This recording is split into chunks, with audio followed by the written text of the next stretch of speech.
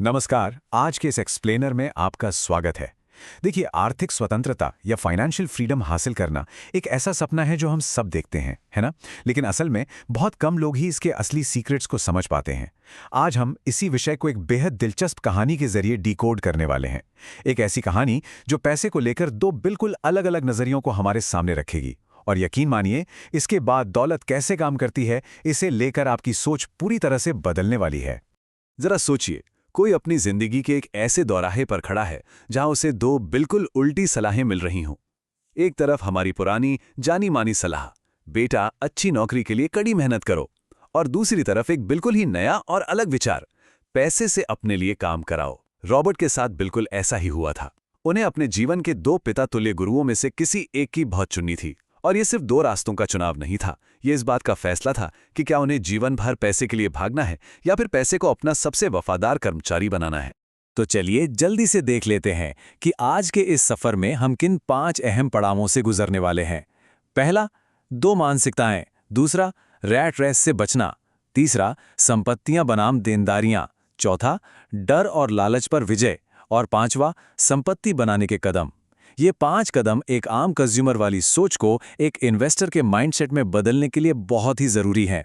तो सीधे चलते हैं हमारे पहले हिस्से पर, दो मानसिकताएं, यानी दौलत को लेकर दो बिल्कुल अलग विचार।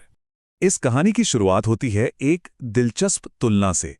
एक तरफ है उनके अपने सगे पिता, जो बहुत ज्यादा पढ़े लिखे हैं लेकिन आर्थिक रूप से हमेशा संघर्ष करते हैं। वो पैसे के लिए काम करते हैं, उनके लिए एक सुरक्षित नौकरी ही सब कुछ है, और वो मानते हैं कि पैसा ही हर फसाद की जड़ है। वहीं दूसरी तरफ है उनके मेंटोर, यानी अमीर पिता। वो शायद स्कूल में उतने आगे नहीं रहे, लेकिन फाइनेंस की उन्हें गजब की समझ है। वो नौकरियां ढूंढते नहीं बल्कि नौकरियां पैदा करते हैं। उनका मानना है कि पैसा नहीं बल्कि पैसे की कमी सारी बुराइयों की जड़ है। आप देख रहे हैं, ये सिर्फ पैसों का नहीं बल्कि सोच का बहुत बड़ा अंतर है।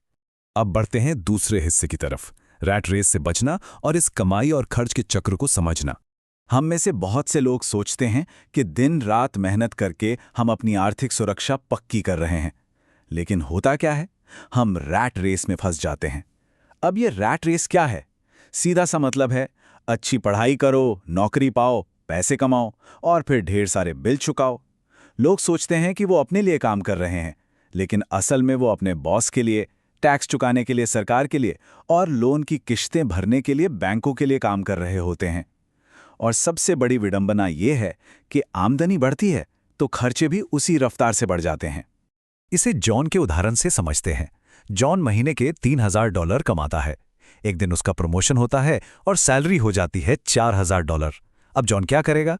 वो खुश होकर एक बड़ी गाड़ी या नया घर ले लेता है। नतीजा, उसके खर्च भी उसकी नई इनकम के बराबर पहुंच जाते हैं। दुनिया को लगता है कि जॉन तरक्की कर रहा है, लेकिन अंदर की सच्चाई ये है कि वो इस थका देने वाले जाल में पहले से कहीं ज्यादा मजबूती से फंस चुका है, और अब उसे उस लाइफस्टाइल को बनाए रखने के लिए और भी ज्यादा दौड़ना पड़ेगा। यहीं से आता है हमारा तीसरा और सबसे जरूरी हिस्सा, एसेट्स यानी संपत्तियां बनाम लायबिलिटीज यानी देनदारियां। यही दौलत का असली विज्ञान है। इस रैट रेस से निकलने के लिए कुछ बेसिक वित्तीय शब्दों को समझना बहुत जरूरी है। सबसे पहले तो ये जान लीजिए कि अच्छी खासी सैलरी होने का मतलब अमीर होना बिल्कुल नहीं है।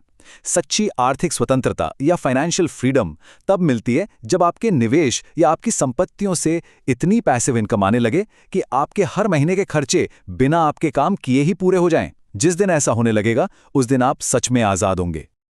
और ये आजादी मिलेगी कैसे? एसेट्स यानी संपत्तियां बनाकर। एसेट का एक बहुत ही सिंपल सा नियम है। ये वो चीज है जो आपकी जेब में पैसा डालती है, भले ही आप सो रहे हों या छुट्टियों पर हों। जब आप अपना पैसा किसी एसेट में लगाते हैं तो आपका हर एक रुपया आपके लिए काम करने वाला एक मजदूर बन जाता है, जो 24 घंटे 7 दिन आपके लिए और पैसे बनाता है। और दूसरी तरफ है लायबिलिटीज यानी देनदारियां। ये वो चीजें हैं जो चुपचाप आपकी जेब से पैसा निकालती रहती हैं। सबसे बड़ी दिक्कत यह है कि लोग अक्सर धोखा खा जाते हैं और लायबिलिटीज को ही अपना एसेट मान बैठते हैं, जैसे एक बहुत महंगी कार या एक बहुत बड़ा घर। आपको लगता है कि ये आपकी दौलत है, लेकिन इनकी ईएमआई, इनका रखरखाव और इनकी लगातार गिरती हुई कीमत हर महीने आपकी जेब ढीली करती रहती है। चलिए इसे एक आमने सामने के उदाहरण से देखते हैं। मान लीजिए किसी के पास $10,000 हैं। अगर वो इन पैसों से कार खरीद लेता है तो शोरूम से बाहर आते ही उसकी कीमत कम हो जाएगी। ऊपर से पेट्रोल और इंश्योरेंस का खर्च अलग, ये हुई लायबिलिटी। लेकिन अगर वो इन्हीं $10,000 से कोई ज़मीन या प्रॉपर्टी खरीदता है जो उसे हर महीने $200 का किराया दे और जिसकी कीमत समय के साथ बढ़े भी, तो वो हुआ एसेट। पैसा उतना ही था लेकिन फैसला अलग था, और यही फैसला तय करता है कि भविष्य में पैसा बढ़ेगा या घटेगा। इस टेबल पर एक नज़र डालिए, ये पूरी पिक्चर क्लियर कर देगी। परिवार ए और परिवार बी दोनों की इनकम बिल्कुल बराबर है, $5,000। लेकिन परिवार ए अपना सारा पैसा किराए, खाने और मनोरंजन पर खर्च कर देता है और हमेशा उसी रैट रेस में फंसा रहता है। वहीं परिवार बी समझदारी दिखाता है। वो $4,000 खर्च करते हैं और $1,000 निवेश कर देते हैं, और कुछ समय बाद इसी निवेश से आने वाला प्रॉफिट उन्हें पूरी तरह से आर्थिक रूप से स्वतंत्र बना देता है। यानी फर्क सैलरी का नहीं, स्ट्रैटेजी का है। अब आते हैं अपने चौथे हिस्से पर, डर और लालच पर विजय पाना, क्योंकि सारा खेल सिर्फ नंबरों का नहीं है। बात यह है कि इन्वेस्टिंग का गणित तो फिर भी सीखा जा सकता है, लेकिन अगर अपने इमोशंस पर कंट्रोल नहीं है तो सब बेकार है। इंसान को सबसे ज्यादा दो ही भावनाएं रोकती हैं, डर और लालच। असफलता का डर लोगों को उस नौकरी में चिपके रहने पर मजबूर करता है जो उन्हें बिल्कुल पसंद नहीं। वो नया रिस्क लेने से घबराते हैं। और दूसरी तरफ लालच उन्हें दुनिया के सामने सफल दिखने के लिए गैजेट्स और महंगी चीजें खरीदने के लिए उकसाता है, और इन दोनों के चक्कर में हाथ आता है सिर्फ तनाव और बढ़ता हुआ खर्च। इसी से जुड़ी है हमारी भाषा और हमारी सोच। एक आम कंज्यूमर कहता है, मैं इसका खर्च नहीं उठा सकता, और ऐसा बोलते ही दिमाग सोचना बंद कर देता है। लेकिन एक इन्वेस्टर हमेशा पूछता है, मैं इसका खर्च कैसे उठा सकता हूं? ये एक छोटा सा सवाल दिमाग के घोड़े खोल देता है, उसे नए रास्ते और समाधान ढूंढने पर मजबूर कर देता है।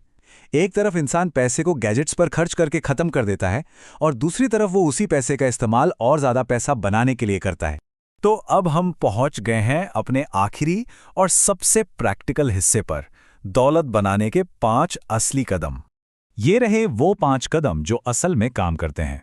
पहला, अपने फालतू खर्चों को पहचानें और उन पर लगाम लगाएं। दूसरा, शुरुआत छोटी ही सही लेकिन किसी बेसिक इन्वेस्टमेंट से जरूर करें।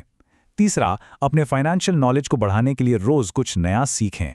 चौथा, कोई भी लग्जरी चीज खरीदने से पहले एक ऐसा एसेट बनाएं जो उस लग्जरी की कीमत चुका सके। और पांचवा, अपने प्रॉफिट को वापस निवेश करते रहें ताकि पैसा तेजी से बढ़े। याद रखिए, ये रातों रात नहीं होता, ये एक बीज बोने जैसा है जिसे पानी देकर एक बड़ा पेड़ बनने का वक्त देना पड़ता है। इन कदमों के अलावा कुछ आदतें भी हैं जो आपको रोजाना अपनानी होंगी। सबसे अहम है, पहले खुद को भुगतान करें। मतलब कोई भी बिल भरने से पहले अपनी सैलरी का एक हिस्सा अपनी बचत और निवेश के लिए निकाल लें। ये थोड़ा मुश्किल लगेगा, लेकिन आर्थिक अनुशासन के लिए ये बहुत जरूरी है। साथ ही अपनी प्रोग्रेस ट्रैक करना, जल्दबाजी ना करना, फेलियर से सीखना और समाज में कुछ वैल्यू जोड़ना, ये वो आदतें हैं जो आपको लंबे समय तक गेम में बनाए रखती हैं। और इसी के साथ हम आते हैं आज के इस पूरे विश्लेषण के उस सबसे ताकतवर विचार पर जिसने लाखों लोगों की जिंदगी बदली है। अमीर लोग पैसे के लिए काम नहीं करते, बल्कि वो पैसे से अपने लिए काम कराते हैं। ये बात इंसान के माइंडसेट को पूरी तरह से पलट कर रख देती है। ये आपको एक मजदूर की सोच से निकालकर एक मालिक की सोच तक ले जाती है। तो अब जब हम इस एक्सप्लेनर के अंत पर आ गए हैं, मैं आपको एक सवाल के साथ छोड़ना चाहूंगा। जरा सोचिए, वर्तमान में आपकी सफलता के रास्ते में कौन सी ऐसी चीजें हैं जो रुकावट बनी हुई हैं? क्या वो डर है, लालच है, या फिर जानकारी की कमी? फाइनेंशियल फ्रीडम कोई जादू नहीं है, इसके लिए बस आपको अपने आज के उपलब्ध संसाधनों का सही इस्तेमाल करना है। तो आप अपना पहला कदम कब उठा रहे हैं? सोचिएगा जरूर।